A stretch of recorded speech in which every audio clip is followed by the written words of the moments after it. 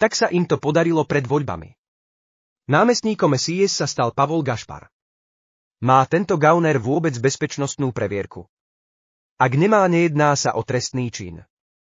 Ďalšia izolácia. Tentoraz od väčšiny štátov sveta, keď ich odsúdia, tak ja od EM Lipšica.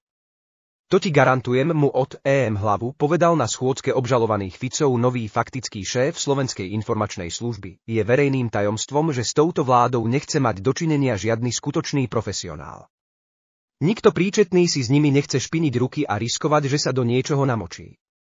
A tak tu máme personálne nominácie typu vidličkára Gašpara, človek, ktorý vo svojom mladom veku podľa medializovaných zistení zvláštne nadobudol rozsiahly majetok a najmä synček Ficovho policajného šéfa, ktorého mala na obojku známa zločinecká klika. Nie, priatelia, hoci to všetko vyzerá ako v zlom sne, tento zápas v skutočnosti len začína.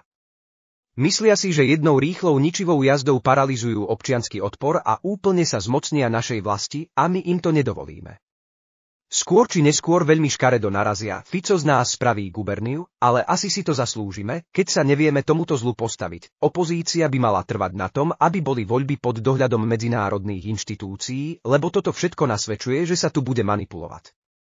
Potrebujú dosadiť Pellegriniho, potrebujú amnestie a urobia preto hocičo. Čisté Rusko.